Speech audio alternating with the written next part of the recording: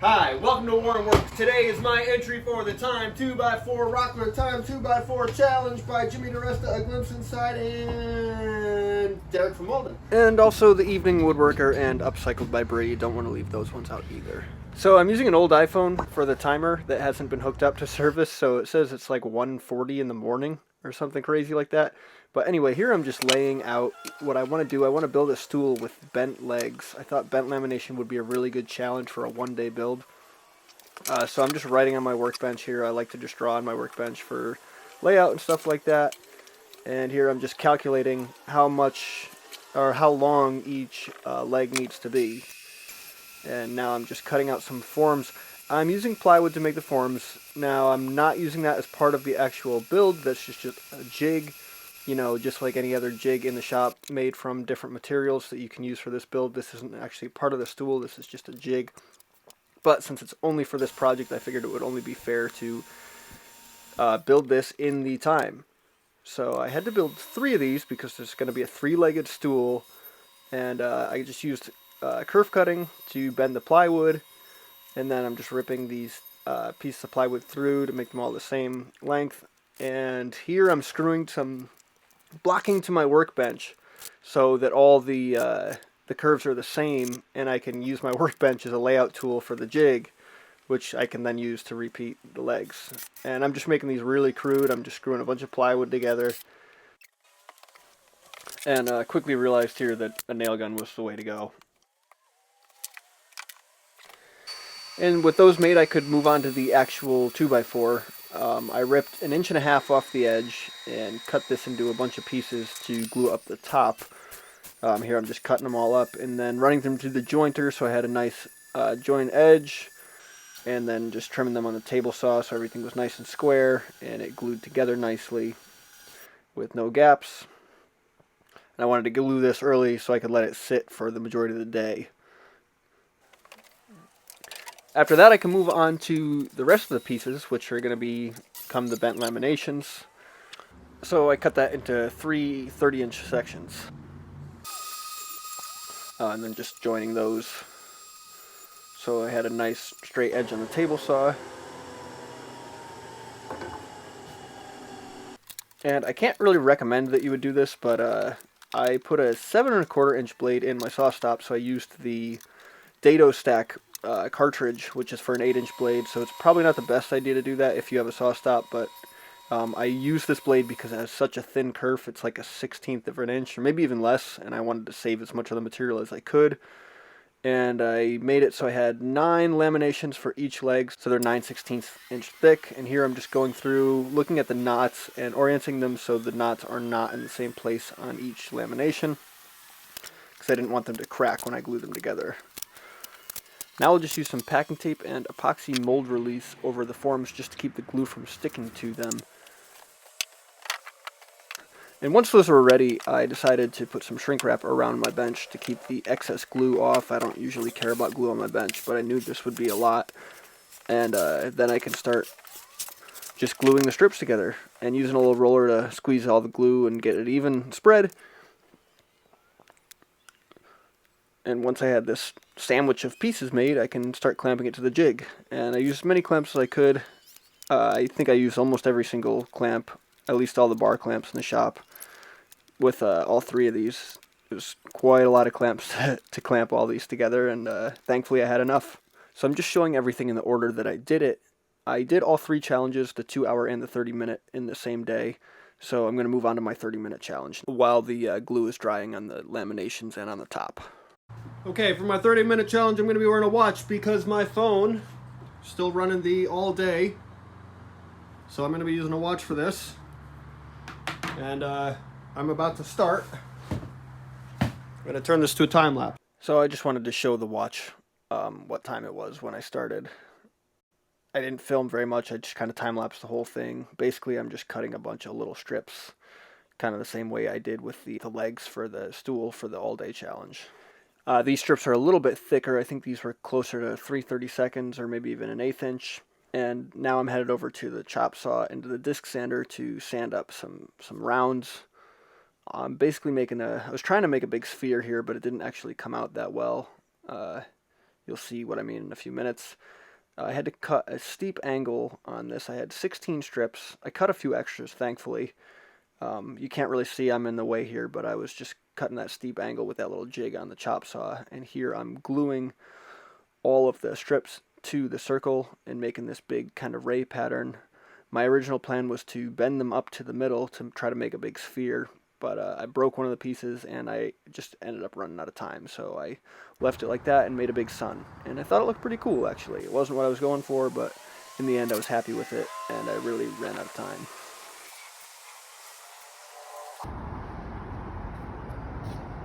Not bad. Just finished in time. I wanted to make it into a sphere, but it just wasn't cooperating. That's okay. This is still kind of cool. All right, so I've just completed my 30-minute challenge. Well, I did that a little bit ago. I just finished that up and had a couple other little things to do.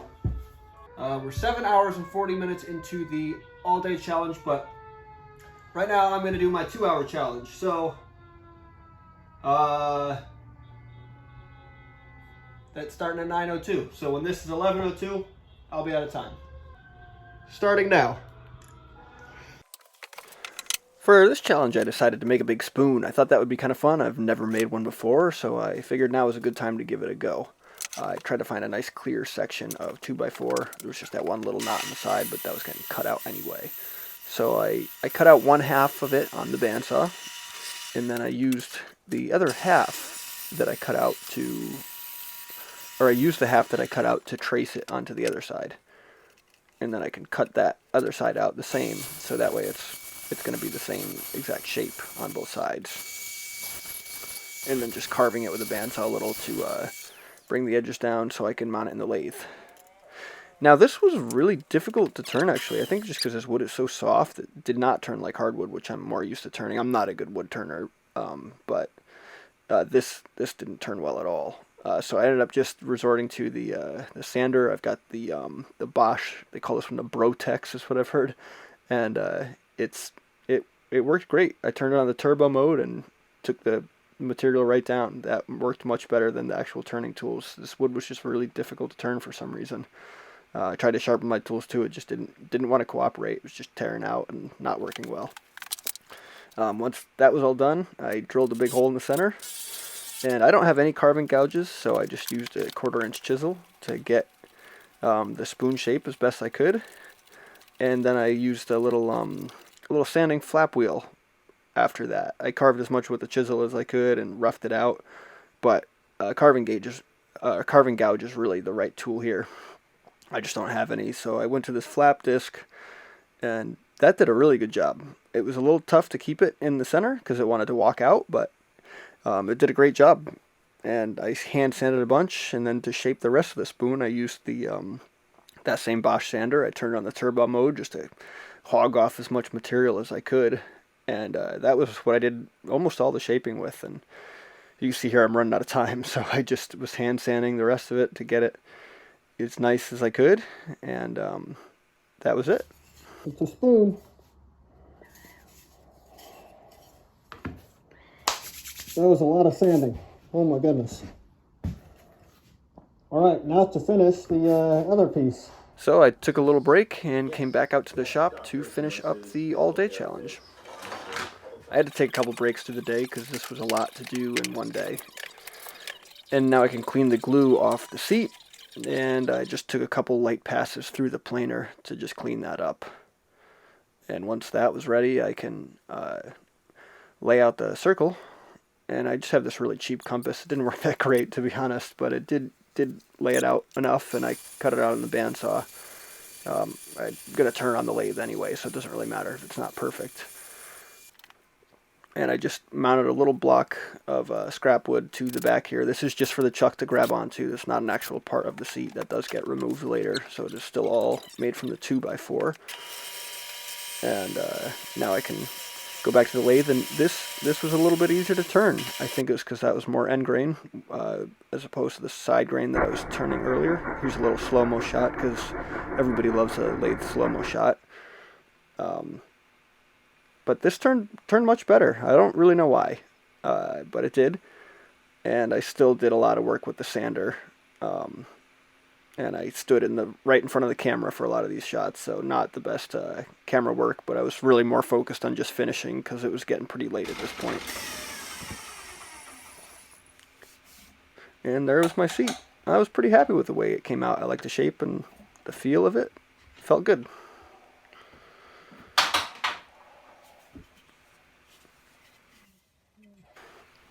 And I can remove the little scrap wood piece for the chuck. And now I can remove all the clamps from the bent lambs. They sat in clamps for about 8 hours. And I was a little nervous because I didn't know what they were going to do. You can see the glue is still wet on the bottom side where it didn't have any access to air. And they actually held their shape really well. I did kind of dent the wood in a couple places where I clamped down a little bit too hard.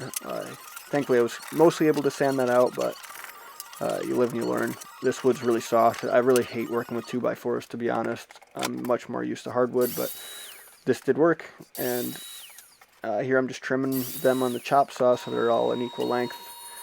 And this was a little bit of a sketchy cut. I just didn't really know how else to cut these. Looking back, I probably should have done this on a bandsaw, but this did work.